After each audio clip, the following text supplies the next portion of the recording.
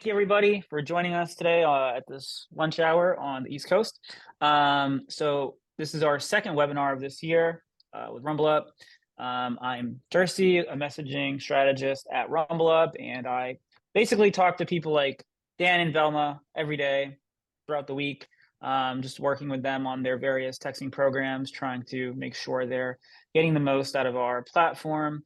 But I like to do these webinars just to showcase our clients and their success stories, and hopefully inspire some other clients about various ways they can, be successful with texting. I'm gonna kick it off with Dan Tripp, just about Advocacy Architects, what they're about, what they do, and then introducing himself. It's great to be on today. I was gonna try to tabulate how many texts I've sent through RumbleUp since I started. But I don't know that it's in the millions right now. I started my company back in 2011 under a different brand, Ground Game Strategies. And back then I had done a lot of work in the conservative movement, doing grassroots organizing. And over time, I moved more from retail political to more of an advocacy company. And so a couple of years ago, we rebranded to Advocacy Architects. Just as a personal background, I spent 12 years in the South Carolina legislature, and I've got 6 years under my belt as a member of county council in Greenville, South Carolina. So I've had a wealth of experience on the inside of political, and so the advocacy work that we do, it reflects that experience. I think that's one of the things that we have. A couple years ago, I was more of a generalist. So you come to Advocacy Architects or Ground Game Strategies, and if you've got a checkbook and a need, we'll do work for you. But the older I get and the more I've been in business, the more I'm learning to be a specialist. And so a couple of years ago, Belma and I decided to focus almost exclusively, really exclusively on one sector, and that's the renewable energy sector. And so our advocacy work is based in state legislatures around the country. When there is a fight, between renewable energy and oil and gas, or, renewable energy and local NIMBYs, we are there to run advocacy campaigns to help our industry and support our clients. So I'll let Belma maybe give her unique perspective. Belma's my director of operations, and she's been with me going on 2 years, and she is the one that makes it all happen on the ground. So love to hear from her too. Appreciate it. So one thing that I'm gonna just highlight in what everything Dan said, and I think it's relevant also for the audience that is listening, is that since we're talking for peer-to-peer texting, but this is just one of the tactics we use usually for our advocacy campaigns, it isn't really tied. The success of what we do isn't always tied to just the tactic itself or the tool. It's all components together. So basically, Dan's experience and background, the strategy behind the campaign, how every piece is going to play together, and what's each part, how each part is going to interact with other parts to make sure that people are listening and they are being informed, and they are very clearly directed to where they should take an action. So basically, this is somehow art and science. It's both of them. We are talking with people, so it's easily transferable in either one or the other. But it's a very satisfying day-to-day activity. So, Dercy, one point I would add to that, I love the art and science because for the advocacy practitioners out there, they understand that notion. But it's also marketing. And so the final point I'd say in the introduction of all this is, for a long time, I've been a student of direct response marketing. And so that's a lot of what we do. And maybe we can get into some of that as we go through your questions. Yeah, Okay, so we'll just kick it off and I'll just throw it up in the air. Anyone can grab it. So why do you like peer-to-peer texting? So like there's so many different options nowadays. You can do mail, you can do digital, you can do so many things. Why do you like peer-to-peer texting? Why do you choose peer-to-peer texting for your various campaigns?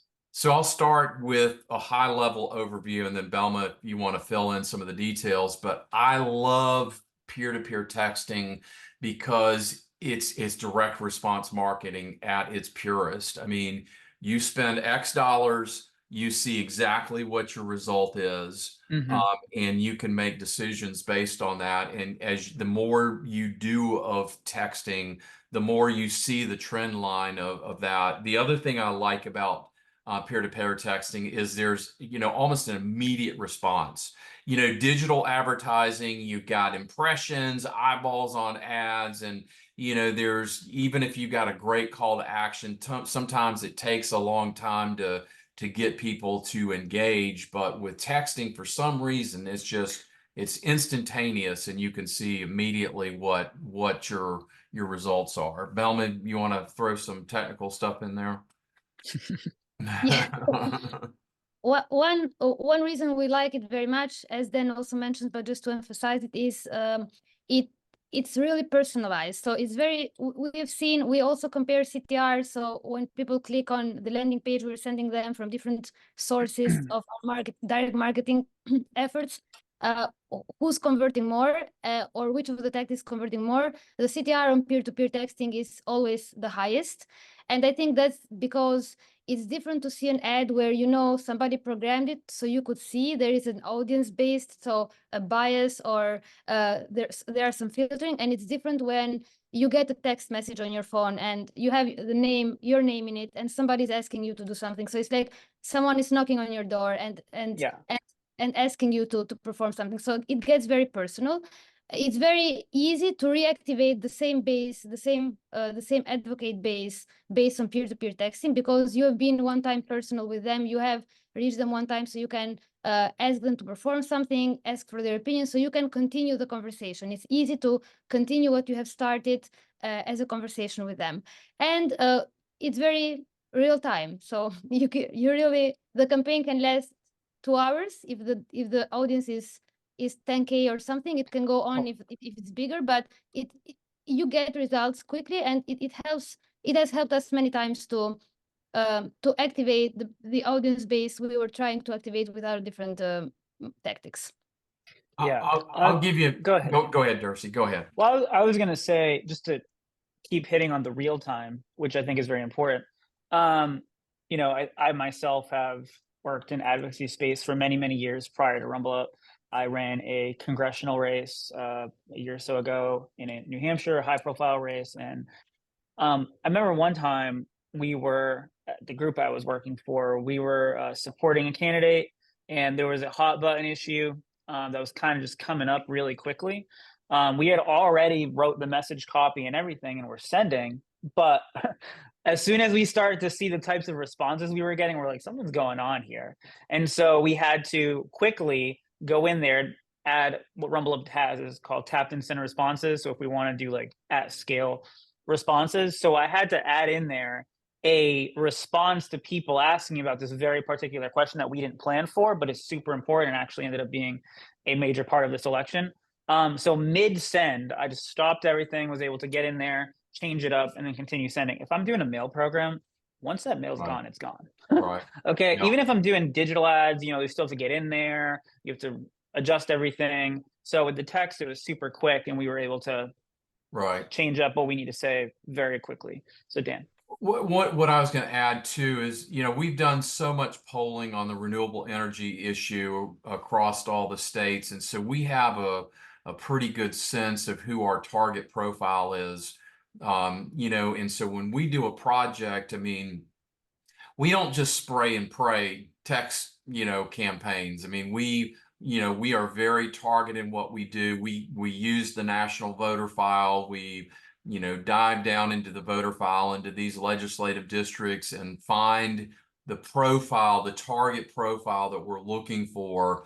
And that's who we text to. So it's not only is it real time, but it's super concentrated because of the targeting, and those two things combined just make it a really useful tool. Yeah. And I guess we already just talked about that, but do you have any examples? You don't need to name the clients you work with, but do you have any examples of where you're pretty confident peer-to-peer texting made the difference for some of your clients? Well, I'll tell you, we were just involved in a state out west on a renewable energy issue. There was the Speaker of the House in this particular state proposed a tax on renewable energy that was totally unfair, when you compare apples to apples with oil and gas and other forms of energy. It was clearly punitive towards renewable energy. And so we stood up a campaign, I mean, literally almost overnight. And we had a little bit of digital and Facebook advertising, but peer-to-peer was one of our major tactics. And, we developed, the GIF files that we like to use with the text. And, it stopped speaker so-and-so's electricity tax. We, within a couple hours of sending the text, I mean, people were flying to the landing page, sending emails to their legislators. And as a result, I mean, I never like to say we're the, primary reason, but we know that we are the only ones out there talking about the speaker's tax, electricity tax. And within probably 24 hours of launching our campaign, they pulled the amendment that charged the tax, and it's not going forward this session. So that's one example, but there's others like that where you stand up, speak the truth, in advocacy, and people back down, because you can, when you have the ability to take a tactic and scale it, across the state. I mean, it's just so easy to drive people to action with peer-to-peer texting. Yeah. Okay.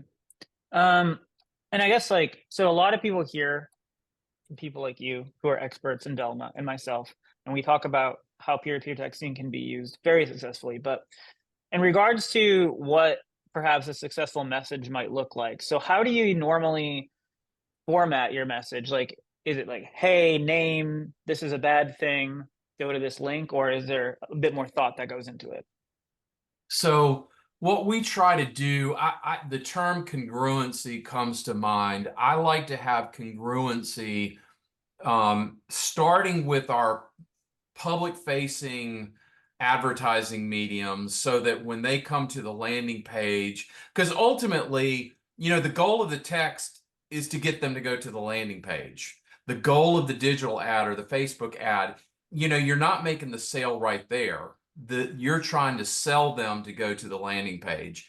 And so that landing page is where you can make a deeper pitch. So all these things need to be congruent so that when they go to the landing page, it resonates, and they can follow the stream that they started out on when they got interested in the ad. So,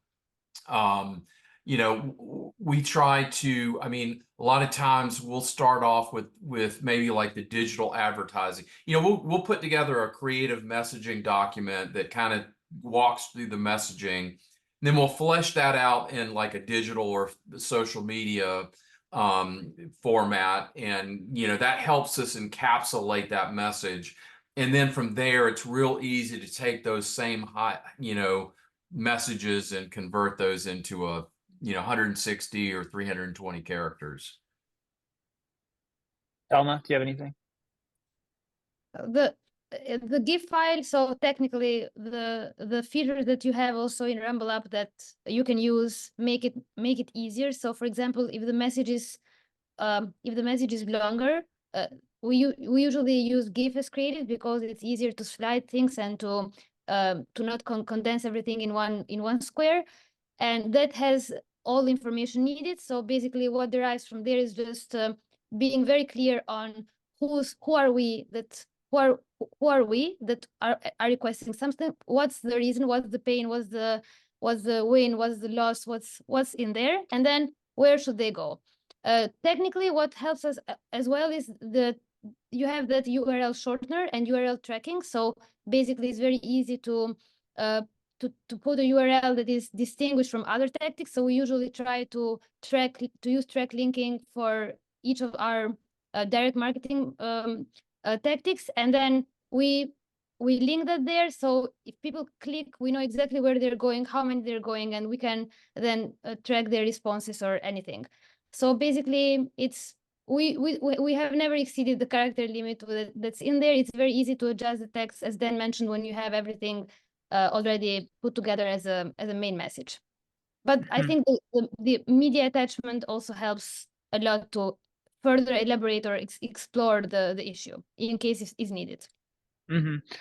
So for people who may not be aware, what Belma was talking about there was our URL shortener that also has link tracking. So if you're doing, I mean, I recommend to just be as creative as you can. I've used it for fundraising. I've used it for event RSVPs, but I think in Belma's case, so she can see, for example, John Smith clicked on the page, and then you can match it to your conversions. And if John Smith didn't convert, well, that's an obvious person to follow up with. So you can do things like that. I've personally used it for pledge chasing during fundraising, where I was able to hit people up, people pledged an amount to the campaign. Hey, name, the end of quarter is tomorrow. Are you good for insert exact amount? Because I knew, etc. Okay. So I also wanted to add one thing that Dan talked about, which I really want all of our clients to understand, is you can very easily repurpose what you're already doing in like Facebook, etc., into peer-to-peer texting. Particularly, like, we do a lot of enhanced video texting. So if you're running a 20-second ad on Facebook, first off, we all know Facebook's just kind of scattershot. If you upload a list in a Rumble Up and you send that same video to a targeted audience, you're gonna see a lot better conversions, I promise you, than just scattershotting into the universe on Facebook. Right. Okay, and I guess lastly, as we wrap up, what impact do you think texting may have either this year or into the future in the advocacy space? Well, a lot of it depends on whether these presidential candidates keep overusing this medium, because it really is blowing up the ecosystem. I don't think that. I think anytime you overuse a medium, it loses its effectiveness. So my hope is, some of that goes away, but it's probably not likely to. To me, it's all about, if you can be targeted in your approach and you have a message that is concise, clear call to action. I mean, there's so much capacity to move the needle in advocacy with peer-to-peer texting. So, in the future, I mean, I'm excited to see, technical innovations to this, but it's a pretty doggone good tactic, and we're going to be using a lot of it. Cool. Belma, would you like to give any input? Yeah, I think with the noise we have every day on digital advertising and social channels and ads everywhere, I think trying to virtually convert this knocking on your door to a simple text message and being very human about it and very targeted about it without using the spamming can really bring communities together. I think peer-to-peer texting can be a very great facilitator in creating micro communities. You can easily forward the text message to somebody who can see that. So it's a piece of information you can easily share, you can easily prepare, and you can react upon it. So I think that can, if elaborated better, if people do it really targeted and without offending or spamming anyone, I think it can ignite the flame of somebody becoming an advocate and being an advocate, but also being a cheerleader for the issue. I think with AI and chatbots and all of that, it can easily be an assistant in responding. So it can get information about how people are responding and what's the intent and what's the issue, if your messaging is resonating with them or not, and maybe providing feedback. So I think in overall is a pretty simple channel, pretty straightforward channel. If combined with AI, if done humanly at the same time, I think it can give very good insights on the audience you're reaching. You can hear the voice of the people and react upon that. So cool. Thank you for being a great advocate for peer-to-peer texting. Okay. Any final comments before we go into Q&A? I mean, I think we've hit all the high points. It's just a great vehicle, and we always try to crowdsource our tactics. So we'll do peer-to-peer and digital and Facebook, and we don't do a lot of mail. We'll do some live phones, but it's just an all-around utility tactic that advocacy professionals can use. So, Belma, any final comments? We also are using it for, just in case we haven't touched that, as a message tester. So as you mentioned, being able to upload the video in there rather than pasting it in social, boosting that and waiting for performance. What we're doing currently is we're trying to test our messaging in the same audience, just using peer-to-peer texting, sending two different videos and getting feedback, which works best, which resonates best. So just making sure we're not using this tool as just as an inside the box, but also as an outside the box approach. So basically it helps you communicate with other people. So you can send polling there, you can do petition by using peer-to-peer texting, you can test your message, you can do everything that's out of the box as well. So just keep improvising and keep innovating on that. Cool. Okay. Moving on to Q&A. What's the best response you've ever gotten? So I guess I'll say good or bad. What are some responses you ever gotten? Great question, Nick. So I was gonna maybe mention this, but now that you've asked the question, I'll go ahead and mention it. We had a project down in Texas that we needed to kick off, and while we were waiting for our members to raise the funds necessary for us to move forward, we had a real dogfight on our hands. And we didn't have a lot of money to jumpstart the campaign until we got the funding in house. So what I did is I went to in that state, we had over 10,000 advocates that we had generated over the last couple of years, and I took that list and we did a peer-to-peer text to it, and we got, I think, a 35% response. I mean, it was just incredible. I mean, within minutes of sending that text, I mean, just the landing page was booming, the emails to legislators, patch calls, and whatnot. So that's probably the best one I've ever gotten, is 30%. And I was going to mention that in the context of, as practitioners, what we're trying to do is build communities of advocates around the country. And it's easy to get into the mindset of, let's churn and burn, let's find some new advocates, but never forget about the advocates that you already have in-house. Feed and care for those, because they can come back and help you.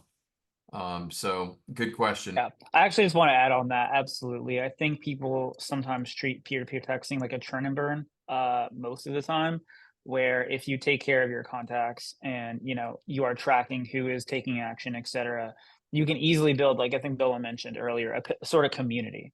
They're used to getting your messages. When an action pops up, they're more inclined to take another action. And this goes across the board. If you're fundraising, it's all action based, right? Like signing a petition, giving money, it's like you want to move them down the pipeline. And if you're just hitting them up randomly when you feel like it and giving them those hard asks, you're not going to see the best results. Right. Ross has a question. And on that particular one, I forget the exact issue. It was obviously a renewable energy issue, but the ask was to reach out to their legislator. And I think at the time we were using Capital Canary landing page, so we had a pre-made email that they could edit, and we were just asking them to reach out to their legislator on a particular bill that was pretty problematic for the industry. And so that's what it was about. Cool. Well, Dan and Belma, thank you so much. We really appreciate it. We love, like I said, highlighting and sharing our client success stories. So yeah, if you are a current client listening, and you enjoyed this, and maybe you want to be on a webinar, please reach out to cx@rumbleup.com. Otherwise, thank you everybody for being here. I hope you learned something or got inspired to change up what you're currently doing. So, all right, thank you so much, Dan and Belma. I hope you have a great day. Dercy, appreciate it. Great time. Thank you. See you.